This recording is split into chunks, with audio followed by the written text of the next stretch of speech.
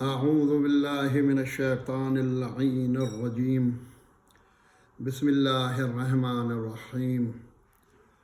الحمد لله رب العالمين، والصلاة والسلام على أشرف الأنبياء والمرسلين سيدنا ونبينا وشفيعنا مولانا بالقاسم محمد وآله الطيبين الطاهرين المعصومين المظلومين، واللعنة الدائمة على أعدائهم أجمعين من يومنا هذا إلى قيام يوم الدين.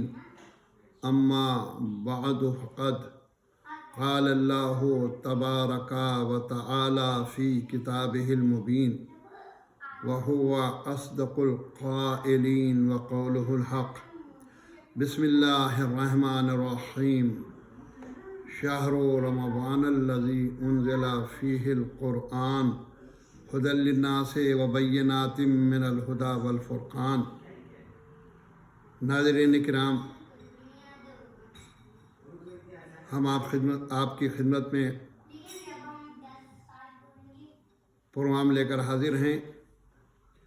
آج کے پروگرام کا عنوان ہے عظمت قرآن کریم. ناظرین محترم، قرآن کریم وہ کتاب ہے کہ جس کو خالق دو عالم نے ماہ مبارک رمضان میں اور ماہ مبارک رمضان میں بھی شب قدر میں نازل فرمایا ہے. چنانچہ مہینے کی طرف اشارہ اس آیت میں کیا جا رہا ہے. شہر رمضان الذی انزل فیہ القرآن، یعنی رمضان وہ مبارک مہینہ ہے کہ جس میں ہم نے قرآن کریم کو نازل کیا ہے. قرآن کریم کیا ہے؟ ہدی للناس وبینات من الہدی والفرقان. یہ لوگوں کے لیے ہدایت ہے، اور ایسی ہدایت ہے جو ہدایت بھی ہے اور ہدایت کے راستے کی دلیل بھی ہے، اور یہ فرقان بھی ہے، حق و باطل میں فرق کرنے والا ہے. تو اس آیت میں خالق دو عالم نے یہ بتا دیا کہ یہ کتاب کس مہینے میں نازل ہوئی، یعنی ماہ مبارک رمضان میں نازل ہوئی. رمضان المبارک میں یہ کب نازل ہوئی؟ تو دوسرا سورہ نازل ہوا اللہ کا، اور دوسرے سورہ میں موجود ہے بسم اللہ الرحمن الرحیم. انا انزلناہ فی لیلۃ القدر وما ادراک ما لیلۃ القدر لیلۃ القدر خیر من الف شہر. یعنی انا انزلناہ فی لیلۃ القدر، اللہ نے اس کتاب کو نازل کیا ہے شب قدر میں. تو عزیزان گرامی، پہلی آیت میں اللہ نے جو میں نے پہلے تلاوت کی، اس میں اللہ نے مہینہ بتایا کہ کب قرآن کریم نازل ہوا، اور دوسری آیت میں اللہ نے وہ شب بتائی، وہ وقت بتایا کہ کب قرآن کریم نازل ہوا. قرآن کریم پہ گفتگو کرنے سے پہلے میں ماہ مبارک کے سلسلے میں عرض کروں گا کہ یہ وہ اللہ کا متبرک، وہ محترم، وہ عظیم مہینہ ہے کہ جس کی تعریف اس زبان قاصر سے نہیں کی جا سکتی. بس مختصر طور پر یہ سمجھ لیں آپ کہ یہ مغفرت کا مہینہ ہے، رحمت کا مہینہ ہے، اور یہ وہ مہینہ ہے کہ جس میں اللہ نے یعنی انسان کے لیے پورا ایک اسکیجول بنا دیا ہے. یعنی اس میں دن کی دعاؤں کا الگ بیان ہے، صبح کی دعاؤں کا الگ بیان ہے، رات کی دعاؤں کا الگ بیان ہے. صبح کی نماز کے بعد کون سی دعا پڑھی جائے اس کا ذکر الگ ہے، ظہر کی نماز کے بعد کون سی دعا پڑھی جائے اس کا ذکر الگ ہے، رات میں مغربین کے بعد کون سی دعائیں پڑھی جائیں اس کا ذکر الگ ہے، سحری میں کون سی دعا پڑھی جائے اس کا ذکر الگ ہے، افطار کے وقت کیا پڑھیں آپ اس کی دعا الگ ہے۔ تو عزیزان کرام ایک اسکیجول بنایا ہے، یہ دستور العمل بنایا ہے۔ بلکہ آپ یہ سمجھ لیں، دوسرے الفاظ میں آپ سے عرض کروں کہ یعنی ہماری زندگی کو اللہ نے ایک نظام، ایک سسٹم کے میں ڈھالنے کی کوشش ڈھالا ہے۔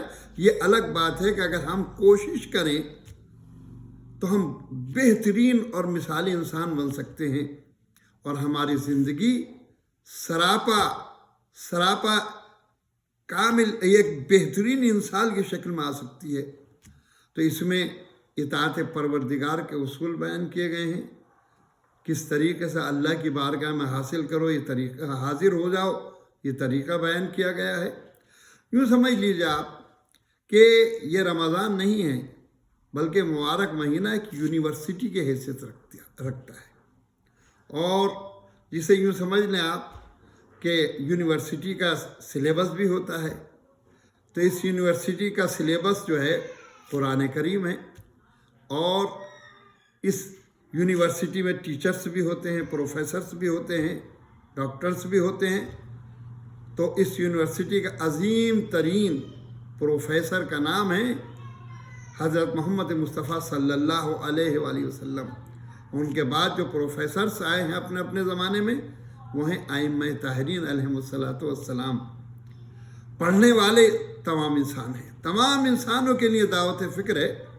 اور دیکھیے ان یونیورسٹیوں کی ایک بات یہ ہوتی ہے کہ یونیورسٹیوں میں عمر کی قید ہوتی ہے، سلیبس الگ الگ ہوتے ہیں، لیکن یہ وہ معجز نما کتاب ہے کہ اس میں ہر عمر اور ہر ایج والوں کے لیے جس کی جو ضرورت ہے، جس کی جو نیڈس ہیں، وہ اس کتاب کے اندر موجود ہیں۔ جو جس صلاحیت کا ہے، جو جس کیٹیگری کا ہے، جس طریقے سے کہ یونیورسٹیاں ہوتی ہیں اس میں فیکلٹیاں الگ الگ ہوتی ہیں، شعبے الگ الگ ہوتے ہیں، سائنس کا شعبہ الگ ہے، ہسٹری کا شعبہ الگ ہے، جغرافی کا شعبہ الگ ہے، سائنس میں بھی بایولوجی کا الگ ہے، کیمسٹری کا سسٹم الگ ہے، اور پھر لٹریچر کا الگ ہے، الگ الگ ہوتا ہے۔ تو خدا کی قسم یہ قرآن کریم جو سلیبس ہے، اس میں ہر لائن کے انسان کے لیے ہر چیز موجود ہے۔ اگر کوئی لٹریچر کو دوست رکھتا ہے تو اتنا بہترین لٹریچر ہے کہ دنیا عرب میں اس سے بہتر لٹریچر ہو ہی نہیں سکتا ہے۔ اور اگر آپ فصاحت و بلاغت کے اعتبار سے دیکھیں تو اس اعتبار سے بھی بہترین کتاب ہے، اس کی فصاحت و بلاغت کا جواب ہی نہیں ہے۔ اگر آپ اس کو تاریخ کی حیثیت سے دیکھیں تو حضرت آدم سے لے کر اور حضرت عیسیٰ تک کے واقعات اس میں موجود ہیں، اور اتھینٹک اور بہترین اور اچھے طریقے سے بیان کیے گئے ہیں، اور ایسے معجز نما طریقے سے بیان کیے گئے ہیں کہ جس میں کوئی نقص نہیں ہے۔ اگر آپ اس کو زمین و آسمان کے اعتبار سے دیکھیں، سائنس کے اعتبار سے دیکھیں، زمین کے علم کے اعتبار سے دیکھیں، آسمان کے علم کے اعتبار سے دیکھیں، ستاروں کے علم کے اعتبار سے دیکھیں، ہر لحاظ سے ہر علم اس کے اندر موجود ہے۔ لیکن ظاہر ہے کہ میرے اور آپ کے بس کی بات نہیں ہے کہ اس سے ہر علم حاصل کر سکیں۔ آپ میڈیکل ہی میں جائیے، میڈیکل سائنس نے کتنی ترقی کی ہے۔ اگر کوئی یہ کہے کہ ہمیں میڈیکل کالج میں داخلے کی ضرورت نہیں ہے، ہم صرف کتابیں پڑھ کے ڈاکٹر بن جائیں گے، تو آپ اپنے خیال میں کچھ بھی بن جائیں، لیکن دنیا آپ کو اتھینٹک ڈاکٹر ماننے کے لیے تیار نہیں ہوگی۔ کیوں؟ اس لیے کہ آپ نے کسی اتھینٹک ادارے سے ڈگری حاصل نہیں کی ہے، آپ نے اس سسٹم کے تحت حاصل نہیں کیا ہے کہ جو سسٹم ہونا چاہیے تھا۔ تو بس دوستو یاد رکھنا، قرآن کریم میں ہے سب کچھ، لیکن ہر ایک کے بس کی بات نہیں ہے، بلکہ وہ معلم قرآن، وہ مفسر قرآن کہ جس کا نام حضرت محمد مصطفیٰ صلی اللہ علیہ وآلہ وسلم ہے، یا ان کے جانشین 12 امام، پہلے مولا کائنات اور آخری امام زمان علیہ السلام، ائمہ طاہرین کے ذریعے سے نبی کے بعد آپ قرآن کو لیں گے سب کچھ ملے گا۔ اور میں تھوڑی سی ایک اشارہ کرتا ہوں کہ امام جعفر صادق علیہ السلام کو ایک ہلکا سا موقع ملا تھا کوئی امام نے اپنی طرف سے کچھ بیان نہیں فرمایا ہے، قرآن ہی کی روشنی نے بیان فرمایا ہے کہ یعنی کیمسٹری کا علم بھی دیا، تاریخ کا علم بھی دیا، جغرافی کا علم بھی دیا، فزکس کا علم بھی دیا، حساب کا علم بھی دیا، الجبرے کا علم بھی دیا، سارا علم دیا، یہ سب قرآن کی روشنی میں۔ تو اگر معلم قرآن صاحب لیجئے گا تو یہ قرآن آپ یہ نہ سمجھے کہ چند سو صفحے کی ایک کتاب ہے، بلکہ اس قرآن کے اندر پوری کائنات اللہ نے سمیٹ دی ہے۔ اور اندازہ لگائیں تو یوں اندازہ لگائیں کہ قرآن خود اعلان کر رہا ہے لا رطب ولا یابس الا فی کتاب مبین، ہر خشک و تر اس کتاب مبین میں موجود ہے۔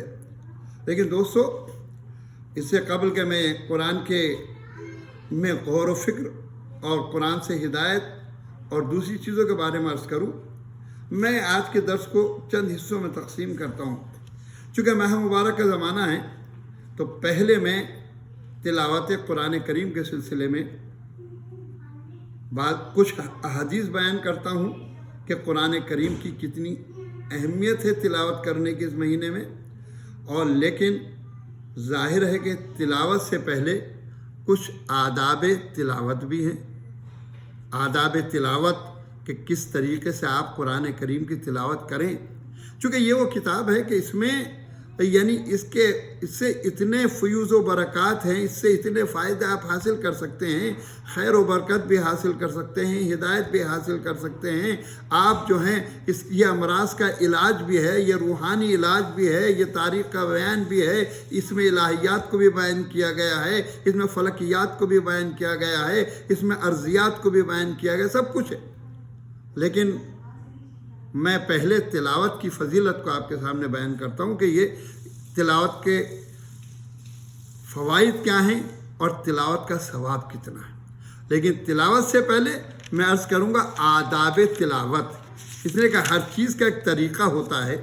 مثال کے طور پہ آپ کورٹ میں جاتے ہیں تو کورٹ میں جانے کے کچھ آداب ہیں، آپ کسی صدر مملکت سے ملتے ہیں تو اس سے ملنے کے بھی کچھ آداب ہیں، آج آپ کسی مذہبی رہنما کے پاس جاتے تو اس کے جانے کے بھی آداب ہیں۔ تو یہ اللہ کی سب سے بڑی کتاب ہے تو اس کے پڑھنے کے بھی کچھ آداب ہیں، کچھ آداب ہیں۔ ایسے نہیں ہے کہ اسی طریقے جیسے دل چاہا جس حالات میں چاہا پڑھنے لگے، نہیں، اس کے آداب ہیں۔ سب سے پہلی بات تو یہ ہے کہ آپ جب اس کتاب کو پڑھیں تو دیکھیں آپ کہ اس کا طریقہ کیا ہے، اس کتاب کے، اس کے پڑھنے کے آداب کیا ہیں، اس کی تہذیب کیا ہے اس کے پڑھنے کی۔ عزیزان گرامی، پہلی بات تو یہ ہے کہ ہم باوضو ہوں، باطہارت ہوں ہم، اور قبلہ رو بیٹھیں، اور ہمارا لباس بھی مہذب و مؤدب ہونا چاہیے، خضوع و خشوع ہونا چاہیے، اور ساتھ ہی ساتھ ہم جب تلاوت قرآن کریم کریں تو ہمیں سب سے پہلے تو شیطان سے دوری اختیار کرنا چاہیے، اعوذ باللہ من الشیطان الرجیم کہنا چاہیے، اور اس کے علاوہ ہم ایک سلیقے کے ساتھ بلند آواز میں قرآن کریم کو پڑھیں، اچھی آواز میں قرآن کریم کو پڑھیں، اور ہمیں ہماری آواز میں ایک درد ہونا چاہیے، ایک احساس ہونا چاہیے جب ہم قرآن کریم کو پڑھیں، اور ساتھ ہی ساتھ ہماری نگاہیں قرآن کریم کی آیات پہ ہوں، اور ہماری انگلی چلتی رہے آیات قرآن کریم پر۔ یہ بات میں کیوں کہہ رہا ہوں؟ اس لیے کہہ رہا ہوں کہ قرآن با طہارت، قرآن کے چھونے کا ثواب بھی ہے، قرآن کے دیکھنے کا ثواب بھی ہے، اور قرآن کی تلاوت کا ثواب بھی ہے۔ تو جب آپ قرآن کریم کو دیکھتے ہوئے، انگلی رکھتے ہوئے آپ پڑھیں گے تو ایک وقت میں آپ کو 3 ثواب ملیں گے، قرآن کے دیکھنے کا ثواب، قرآن کے چھونے کا ثواب، اور قرآن کی تلاوت کا ثواب۔ اور آپ کو یہ احساس ہونا چاہیے کہ آپ کس کا کلام پڑھ رہے ہیں، کس کا کلام پڑھ رہے ہیں، اور یہ احساس ہونا چاہیے کہ کلام کس کا ہے، خالق دو عالم کا ہے۔ تو گویا آپ اپنے اللہ سے گفتگو کر رہے ہیں۔ تو اللہ سے گفتگو کیسے کرنا چاہیے؟ وہ سب سے عظیم ہیں، وہ رحمان بھی ہے، رحیم بھی ہے، لیکن ساتھ ساتھ قہار بھی ہے، جبار بھی ہے۔ تو ہمارے دل میں خوف ہونا چاہیے اللہ کا، ہمارے دل میں ڈر ہونا چاہیے اللہ کا۔ ہمارے دل میں عظمت الہی کا احساس ہونا چاہیے جب ہم قرآن کریم کی تلاوت کریں، اور اس طریقے سے ہم قبلہ رو ہو کر باطہارت اور ایک لہجے میں ہمارے ایک حزن، ایک درد ہونا چاہیے، اس لہجے میں ہم قرآن کریم پڑھیں اور تلفظ کے ساتھ پڑھیں۔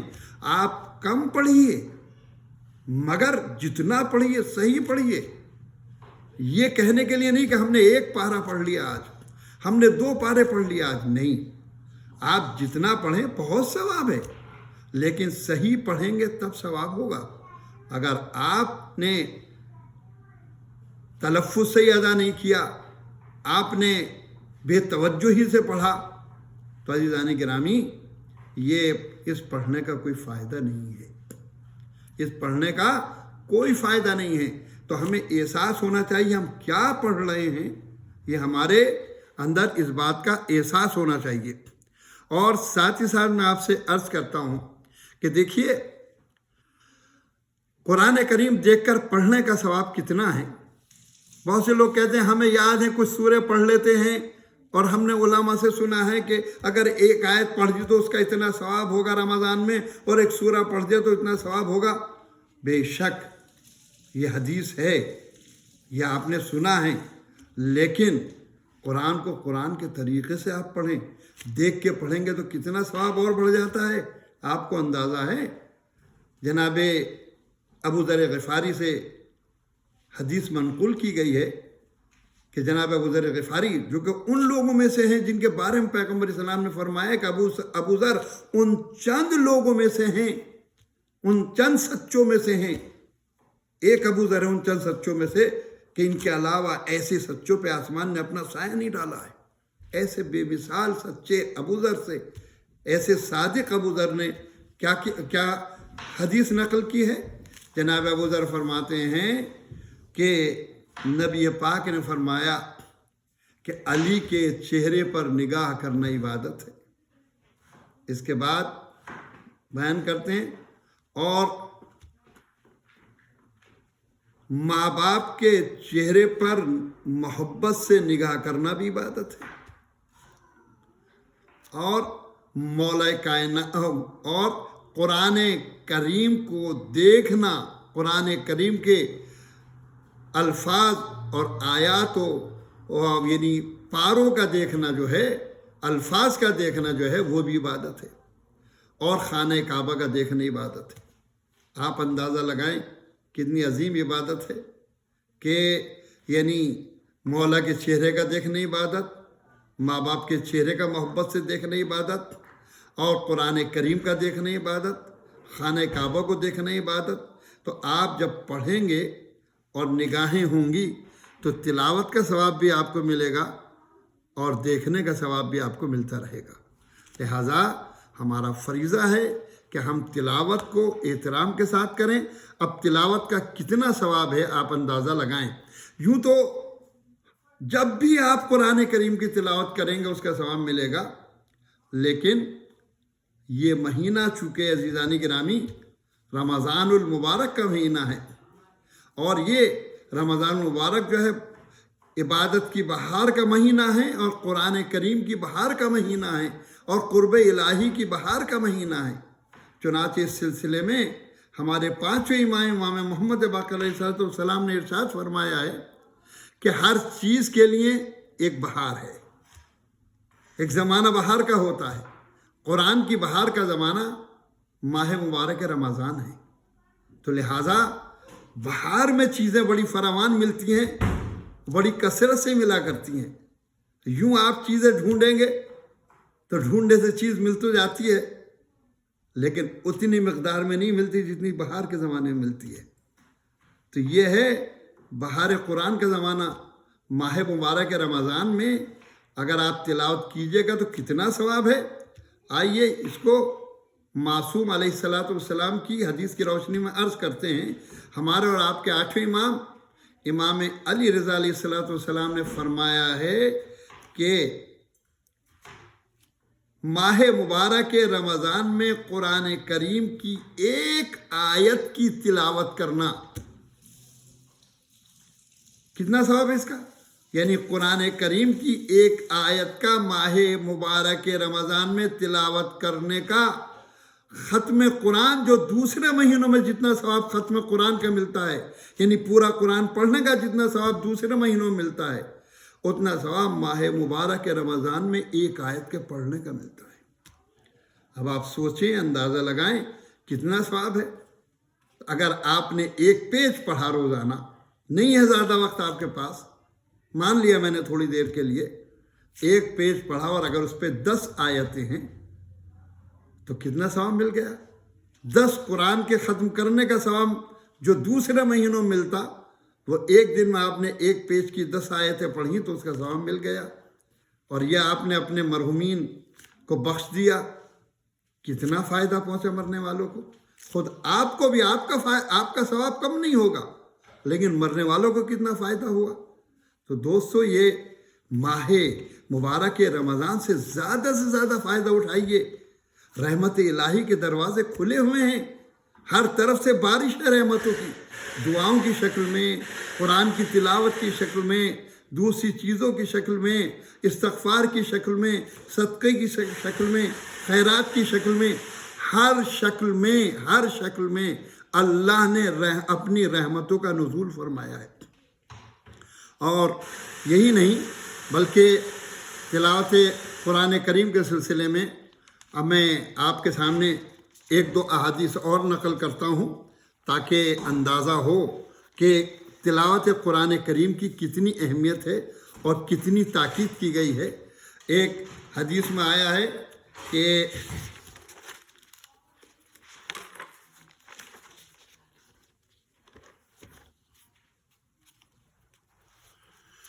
مولا کائنات علی بن ابی طالب علیہ السلام فرماتے ہیں کہ جس نے قرآنی آیات کو اپنے لیے دلیل و رہنما قرار دیا، مولا فرماتے ہیں کہ جس نے قرآنی آیات کو اپنے لیے دلیل و رہنما قرار دیا، اس نے گویا کہ ہموار ترین اور سیدھے راستے کو ہدایت کے اپنے لیے اختیار کر لیا۔ تو ہمارا فرض ہے کہ ہم قرآن کریم سے فائدہ اٹھائیں اور اس کی آیات سے فائدہ اٹھائیں اور اس کی تلاوت کریں۔ اور دوسری حدیث میں مولا کائنات فرماتے ہیں کہ قرآن کریم وہ کتاب ہے کہ جس کا ظاہر خوبصورت اور حسین ہے اور باطن عمیق اور گہرا ہے، اس کے عجائبات لافانی ہیں اور تاریکی کو مٹانے کا یہ واحد ذریعہ ہے۔ تو یہ جو آپ قرآن کریم کی تلاوت کرتے ہیں کہ قرآن کریم کی تلاوت نہیں ہے حقیقت میں، بلکہ جس وقت کہ آپ الفاظ قرآنی کو ادا کرتے ہیں تو گویا اس سے نور ظاہر ہوتا ہے اور ضلالت و گمراہی کی تاریکیاں دور ہونے لگتی ہیں۔ تو اس سے اپنی زندگی میں زیادہ سے زیادہ فیض حاصل کریں، زیادہ سے زیادہ فائدہ اٹھائیں، اس لیے کہ اللہ کی عظیم ترین کتاب ہے اور اس کی تلاوت کا ثواب ہے، اور اس کتاب میں سب کچھ موجود ہے۔ اور دوستو، یہی نہیں بلکہ اس کو قدم قدم پہ معصومین نے تلاوت قرآن کریم اور قرآن کریم پر غور و فکر کرنے کی تاکید کی ہے۔ دیکھیے، ایک بات میں عرض کروں کہ قرآن کریم کی ضرور آپ تلاوت کریں، لیکن ساتھ ہی ساتھ، چونکہ میں برابر کہہ رہا ہوں کہ تلاوت کا بہت ثواب ہے، لیکن خالی قرآن کریم کی تلاوت کرنا کافی نہیں ہے، بلکہ آپ اگر 10 آیتیں پڑھتے ہیں تو ان 10 آیتوں میں کم از کم 1 یا 2 آیتوں کے معنی پڑھ لیجئے، اس پہ غور و فکر کیجئے۔ ہو سکتا ہے وہی معنی پڑھنا اس کا جو ہے وہ آپ کی ہدایت کا سبب بن جائے۔ آپ کو معلوم ہونا چاہیے آپ کیا پڑھ رہے ہیں، یہ ضروری ہے۔ اس لیے کہ حدیث میں وارد ہوا ہے کہ کبھی کبھی انسان قرآن پڑھتا ہے تو قرآن کی بعض آیتیں اس پہ لعنت کرتی ہیں، یعنی وہ قرآن پڑھ رہا ہے اور قرآن کی آیتیں اس پہ لعنت کر رہی ہیں۔ کیوں؟ اس لیے کہ قرآن پڑھ تو رہا ہے، اس پہ عمل نہیں ہے۔ حرام کاری میں مبتلا اور حرام کاری والی آیت یعنی حرام سے جن آیات میں یعنی منع کیا گیا ہے حرام سے بچنے کے لیے، ہم رات دن وہ حرام کام بھی کر رہے ہیں، ان آیات کو پڑھ بھی رہے ہیں۔ ہم جوا کھیل رہے ہیں اور جوا والے آیت کو پڑھ رہے ہیں۔ اسی طریقے سے بے شمار آیات ہیں کہ ہم آیات کو پڑھ بھی رہے ہیں اور وہ کام کر بھی رہے ہیں، تو یہ آیات قرآن اس پر لعنت کرتی ہیں۔ لہٰذا جب ہم آیات کے ساتھ ساتھ ترجمہ بھی پڑھیں گے تو ہمیں اندازہ ہوگا کہ ہم کیا پڑھ رہے ہیں، کون سی کتاب پڑھ رہے ہیں۔ تو دوستو، میں نے عرض کیا ناظرین کہ ایک ہے تلاوت قرآن۔ تلاوت قرآن کریم میں آداب تلاوت قرآن کریم، میں نے آداب تلاوت قرآن کریم کو بیان کیا آپ کے سامنے۔ میں نے تلاوت یعنی قرآن کریم کی تلاوت کی عظمت کو بیان کیا کہ کتنا ثواب ہے قرآن کریم کی۔ یہ اندازہ لگائیں، ایک حدیث میں آپ کو اور سناتا ہوں کہ تلاوت کے بارے میں کتنا ثواب ہے تلاوت کا، کہ معصوم نے فرمایا ہے کہ جتنی قرآن کریم کی آیات ہیں اتنے ہی بہشت کے درجے ہیں،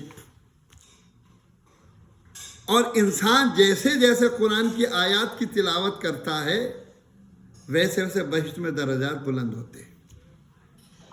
دیکھا آپ نے کتنی عظمت ہے تلاوت کی۔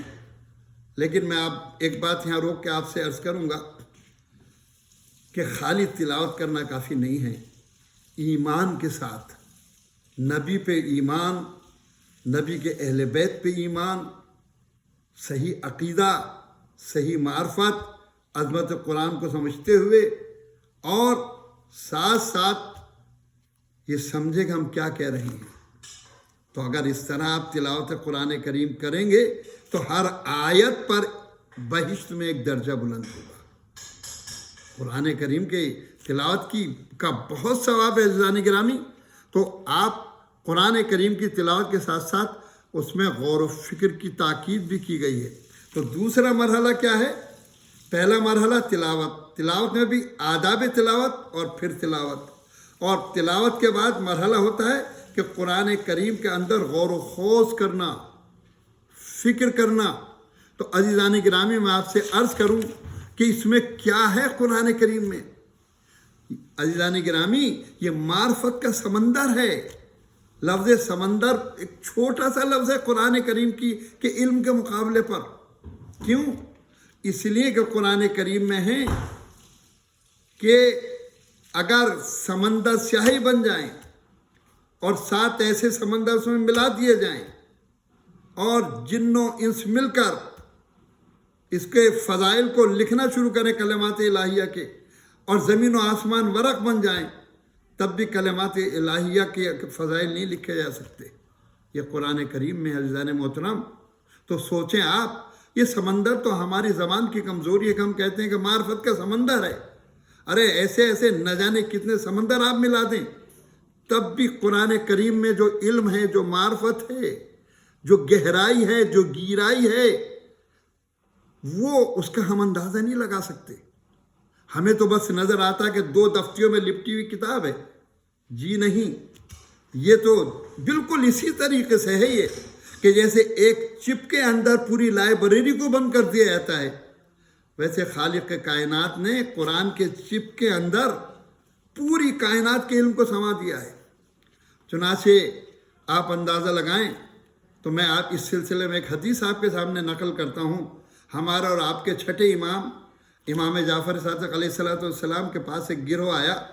ظاہر ہے کہ ہمارا یہ عظیم امام ہے کہ جنہیں تھوڑا سا موقع ملا تھا علم قرآن اور علم رسالت کو آگے بڑھانے کا، تو پوری دنیا گرویدہ ہو گئی تھی۔ تو ایک گروہ آیا اور آنے کے بعد امام فرماتے ہیں کہ خدا کا شکر ہے میرے پاس آسمان و زمین کا علم موجود ہے۔ امام فرماتے ہیں میرے پاس آسمان و زمین کا علم موجود ہے، بہشت میں کیا ہے مجھے معلوم ہے، جہنم میں کیا ہے مجھے معلوم ہے، کیا ہو چکا ہے مجھے معلوم ہے، کیا ہونے والا ہے مجھے معلوم ہے۔ جب امام اس طریقے سے بیان فرما رہے تھے تو سامنے والے حیرت میں مبتلا تھے۔ ان کی حیرت کو مولا نے محسوس کیا، اور محسوس کرنے کے بعد مولا ٹھہرتے ہیں اور ٹھہر کر زیر لب مسکراتے ہیں۔ مولا وہ امام جعفر صادق علیہ الصلوۃ والسلام، اور امام فرماتے ہیں تمہیں معلوم ہے یہ علم میرے پاس کہاں سے آیا ہے؟ یہ سارا علم کتاب خدا سے میں نے حاصل کیا ہے۔ لہٰذا یعنی اندازہ لگائیں آپ کہ اس قرآن میں سب کچھ موجود ہے، ہر علم موجود ہے، لیکن علم حاصل کرنے کے لیے جو واقعی معلم اللہ نے معین کیے ہیں ان کے ذریعے آپ علم حاصل کر سکتے ہیں۔ کاش ہم اہل بیت سے وابستہ ہو کر ان کے صحیح راستے پر چل کر، ان کے طریقہ کار پر چل کر ہم قرآن سے علم حاصل کرنا چاہیں تو آج جو دنیا اسلام دوسروں کے دروں پر ہاتھ پھیلائے ہوئے ہے، خدا کی قسم اس کی ضرورت نہیں ہوگی، بلکہ قرآن کریم اور اہل بیت تو عظیم ہیں کہ جن کے ذریعے سے یہ دنیا کیا ہے، اگر ایسی کئی دنیایں بھی ہو جائیں تو خدا کی قسم علم ہی علم ہوگا۔ بس آخر میں عرض کروں، یہ تو بہت وسیع موضوع ہے، لیکن میں اپنے ناظرین کو اور اہل بیت کے عاشقوں کو خوش کرنے کے لیے ایک حدیث سناتا ہوں کہ الحمدللہ ہم ایسے در سے وابستہ ہیں کہ جس کے ساتھ یعنی جو قرآن کے ساتھ ساتھ پلے ہیں اور قرآن سے ملے ہوئے ہیں، نہ قرآن ان سے جدا ہیں نہ وہ قرآن سے جدا ہیں، جو علم میں ڈوبے ہوئے ہیں، ان کے پاس ہر علم موجود ہے، ان کے دروازے پہ جو بھی آیا خالی ہاتھ نہیں گیا ہے۔ اور آج دنیا کو بڑا ناز ہے علم کے اوپر، خدا کی قسم، لیکن ہم احساس کمتری کا شکار نہیں ہوتے، ہم علم کی ترقی کی قدر کرتے ہیں، لیکن ہم احساس کمتری کا شکار نہیں ہیں، اس لیے کہ ہم اس در سے وابستہ ہے، کتنے علم ترقی کیوں نہ کر لے، اہل بیت سے پیچھے رہے گا۔ چنانچہ بس آخر میں ایک حدیث اور میں بات کو تمام کرتا ہوں کہ ظہر امام علیہ الصلوۃ والسلام کے سلسلے میں جہاں بہت سی روایت ہیں، وہاں ایک روایت یہ ہے کہ جب امام زمانہ حضرت مہدی عجل اللہ تعالی فرجہ الشریف ظہور فرمائیں گے تو وہ علم کے عروج کا زمانہ ہوگا، دنیا اپنے علم پہ بڑا ناز کر رہی ہوگی، لیکن جب امام تشریف لائیں گے تو ایسے 73 علوم سے دنیا کو باخبر کریں گے اور دنیا کو آگاہ کریں گے کہ جس کا نام بھی انہوں نے نہیں سنا ہوگا۔ سوچے آپ، دنیا کو آج بڑا ناز ہے کہ ہم سے بڑے علم کی ترقی نہیں ہوئی، لیکن جب ہمارا اور آپ کا امام آئے گا اور اس علم کی دنیا میں آنے کے بعد چیلنج کرے گا، آؤ مجھ سے سیکھو، اور 73 ایسے علموں سے باخبر کرے گا، پڑھائے گا اور تعلیم دے گا کہ جس کا نام بھی دنیا نے نہیں سنا ہوگا، تو بس ہمیں آخر میں میری گزارش ہے میرے بھائیوں سے، میرے بچوں سے، میرے نوجوانوں سے، میرے بزرگوں سے، میری ماں سے، میری بہنوں سے کہ قرآن کی تلاوت بھی کیجیے، قرآن میں غور و فکر بھی کیجیے، قرآن کی آیات کا حتی الامکان ترجمہ پڑھنے کی کوشش بھی کیجیے۔ بس اسی کے ساتھ ساتھ میں اپنے آج کے درس کو تمام کرتا ہوں، اور اگر وقت ملا تو میں قرآن کریم کے تدبر اور غور و فکر اور عمق کے بارے میں بیان کروں گا، ورنہ مختلف موضوعات پہ میری گفتگو رہے گی، چونکہ آہستہ آہستہ رمضان کی تاریخیں گزر رہی ہیں اور یہ کیسے گزر جاتا ہے اندازہ نہیں ہوتا ہے۔ یہ ایسا خیر کا مہینہ ہے کہ آتا ہوا تو نظر آتا ہے لیکن آہستہ آہستہ چلا جاتا ہے، تو بس بار الہ بحق محمد علیہ الصلوۃ والسلام اس بابرکت، اس پرفیض مہینے سے زیادہ فیض حاصل کرنے کی توفیق عنایت فرما۔ بار الہ یہ موذی مرض، یہ وبائی مرض کورونا کی شکل میں جو پھیلا ہوا ہے، قرآن کریم کے صدقے سے، ائمہ تحریم کے صدقے سے، نبی پاک کے صدقے سے بار الہ اس مرض کو دور فرما، اور تمام دنیا انسانیت کو اس مرض اور اس وبائی بیماری سے نجات عطا فرما۔ تجھے اس امام کا واسطہ جو دنیا کو ہلاکت و تاریکی سے بچا کے عدل و انصاف پھیلانے والا ہے، بارے اس مرض کو دور فرما۔ جتنے مریض ہیں ان کو شفاء کامل عنایت فرما، جتنے پریشان ہیں ان کو پریشانیوں کو دور فرما۔ ماہ مبارک سے زیادہ فیض حاصل کرنے کی توفیق عنایت فرما۔ ربنا تقبل منا انکا انت السمیع العلیم۔